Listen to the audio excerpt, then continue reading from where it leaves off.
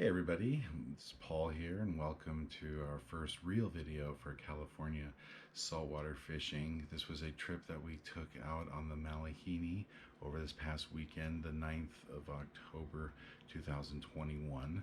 It was a private charter with us folks from Real Disciples as well as another team from Big Belly Anglers and a few other random folks that happened to get in on the charter. So it wasn't like an open public charter, but it was a lot of fun, and it was great meeting some of these guys, some guys that I just knew from the internet. Finally got to meet them in person, and that's always a great side effect, I guess, of these sorts of gigs. And yeah, we had a great time, had a lot of good fishing. This was also my first trip really trying out the GoPro, and as you can see, having some challenges. One of them is turning on the GoPro. I guess that's the first lesson, is just to turn it on and make sure that it's running, because I did happen to miss a lot of interesting stuff. I'll narrate a bit, go over how the trip was, some observations that were made along the way, and hopefully you enjoy some of the nice and beautiful relaxing footage. Like I said, I wish I could have gotten more action shots. There definitely was a lot of action on this trip, and hopefully on future videos I'll be able to get that for you guys in a much better way. So take a look and let me know what you think. So we're heading out on the Malihini, an 80-foot by 20-foot fishing vessel from the legendary H&M landing in San Diego, California. It's a beautiful boat. It's got a nice wide open bow, a little bit of a narrow beam, so be prepared for, some tight exchanges as you're trying to go through the sides of the boat. But once you get to the bow or to the stern, it's nice and wide open. So we picked up some sardines and headed out on our way. As you can see here, there's that beautiful bow that I was speaking about, nice wide open space. And we're moving out past Point Loma to our west as we head south towards the offshore areas just to the west and south of the Coronados.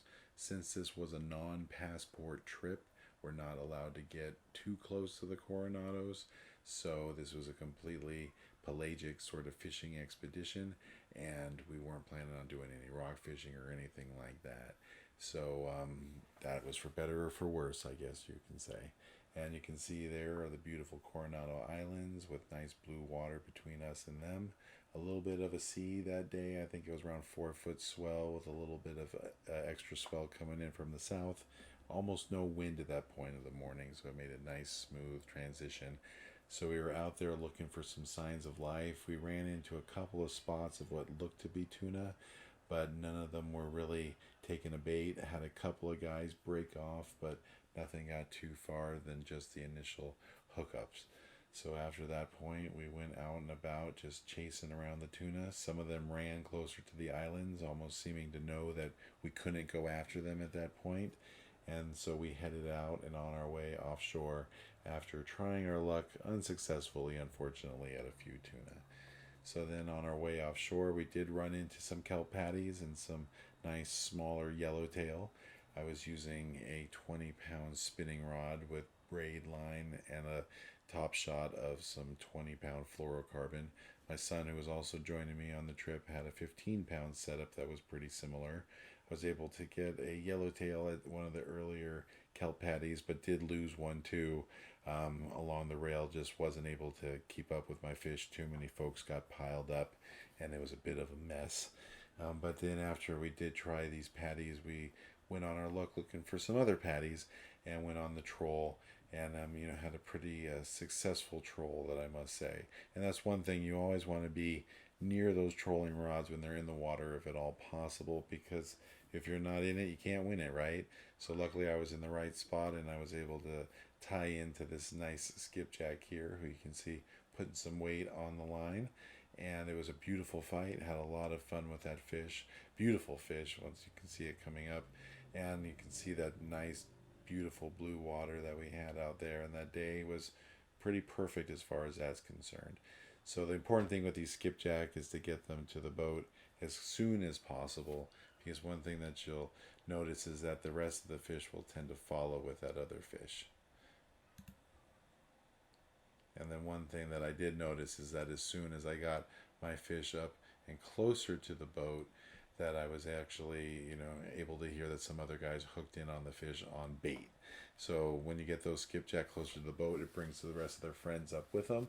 And luckily, another angler was able to tie into a second skipjack and bring it on board with the bait. Fortunately, the other fish that was on the troll came off. Not sure what happened there, but luckily we did get one on the troll and then another one on the bait. You can see the fella in the corner working it there. And there's a nice little pic of the skipjack. It weighed out a little bit above 6 pounds, so not too bad. And the other fella that got his on the bait actually won the jackpot. And there you can see them in their little bloodbath, just hanging out. Not sure why somebody put them into the bait tank. Definitely wasn't me. Not a good idea to do. And after that troll, we ended up on some kelp patties. Tried our luck with some of the smaller yellowtail again. A lot of fun though with those types of yellowtail. Nothing wrong with that. So I was actually able to get my son connected into his first yellowtail, which was an exciting and wonderful moment as a dad. So we're working these sardines here with live bait using a size 2 straight J-shaped hook, not using the circle hooks with these yellowtail. And I was finding that the size 2 was a perfect size hook for these fish. You didn't want to get too much smaller, or you weren't really getting a good hook set, and too much bigger, and they just weren't, the bait wasn't able to swim around with the hook as nice as you would like them to. It's always good to match your hooks to the baits.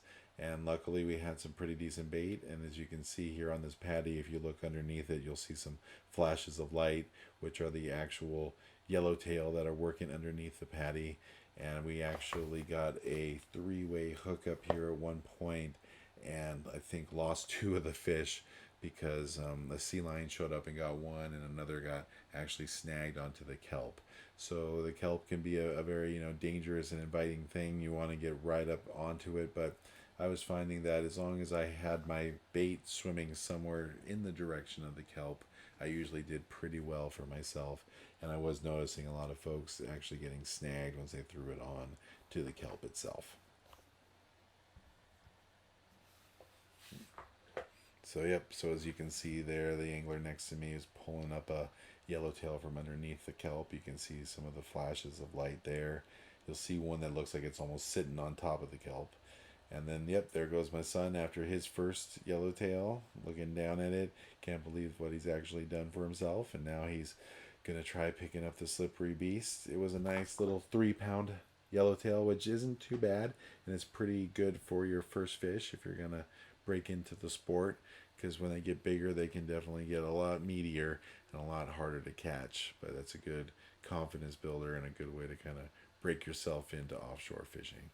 So there we are with the Vendetta 2, and actually it was a very nice thing that our captain did. We were having some pretty good luck, and his sister ship, the Vendetta 2, wasn't hooking up quite as good like this fella here from Big Belly Anglers is hooking up, and we were having a pretty good run of it, and the Vendetta 2 was skunking out, so he called his sister ship over to this kelp patty and let him have a good pass at it.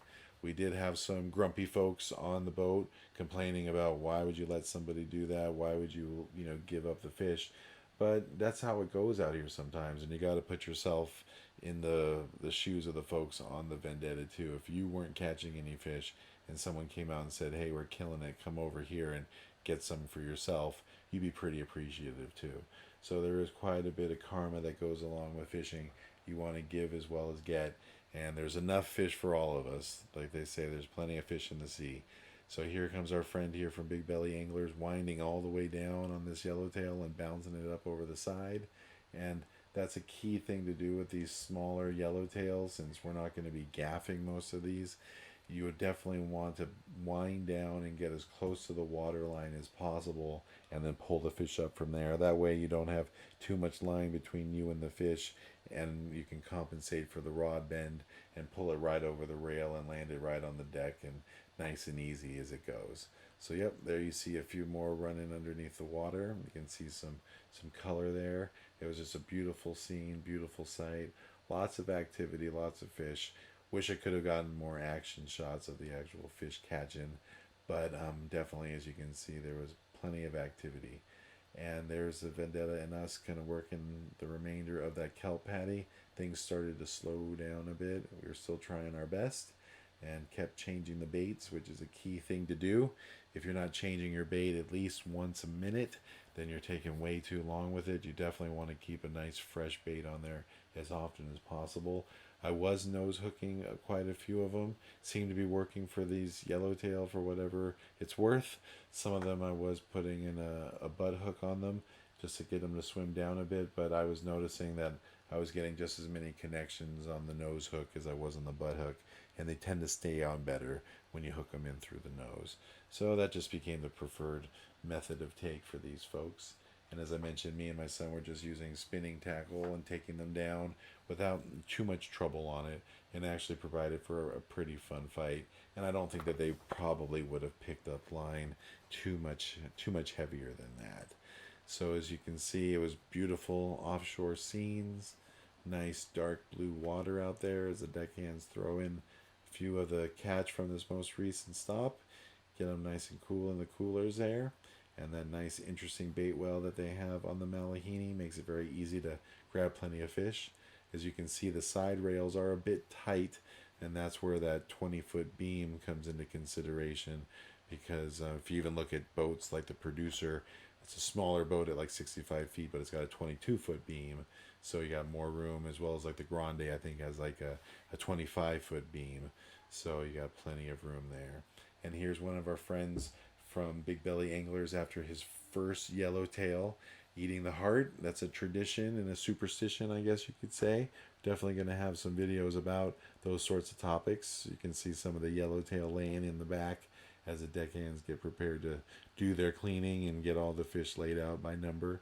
My son, as I mentioned, also caught his first 2 yellowtail, so he was brave enough to go for the heart tradition as well himself. And instead of chasing it with a beer, he had to chase it with a Gatorade, but still just as good. And for a 12-year-old kid, that's quite an accomplishment. So I definitely know that he felt like part of the tribe at that point, and it's a wonderful thing, and I'm sure it's going to be a moment that he's going to definitely always remember, and hopefully one that he's never going to mention to his mom.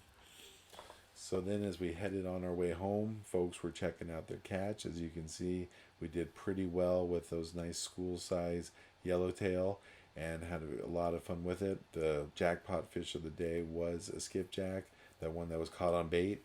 I myself did not join into the jackpot. I never do when I bring my kids on board, because I'm really kind of mostly focused on getting them fishing, and more on that to come in the future. So interesting, beautiful trip overall. No complaints here. Overall, a pretty awesome trip. Definitely can't complain. The Malihini definitely came through. The crew was great. The conditions were awesome. And the folks on the boat were hella cool. And the weather was very nice. A little bit choppy, but not too bad. Brought my sons along with me, and they didn't get sick. My one son did catch his first yellowtail. So it was definitely an awesome trip as far as that's concerned, too. And had some beautiful scenery, some good times, and learned a lot about making movies out there on the water and things that I should do and shouldn't do. And hopefully I can take those lessons onto the next trip, which will be next month, out of Cisco's on the Ranger 85. So they're actually moving up from H&M Landing and going up there up north for the rock cod season, and I'm going to be fishing deep with them up to 600 feet, so definitely looking forward to that. So hopefully that provides some interesting footage, and looking forward to sharing that with everybody. We may make some other videos in the meantime, so keep an eye out for that. But please do like and subscribe and share with your friends and share the vibe. And like I said, any comments, suggestions are all well appreciated. So thank you all very much, and look forward to seeing you out on the water.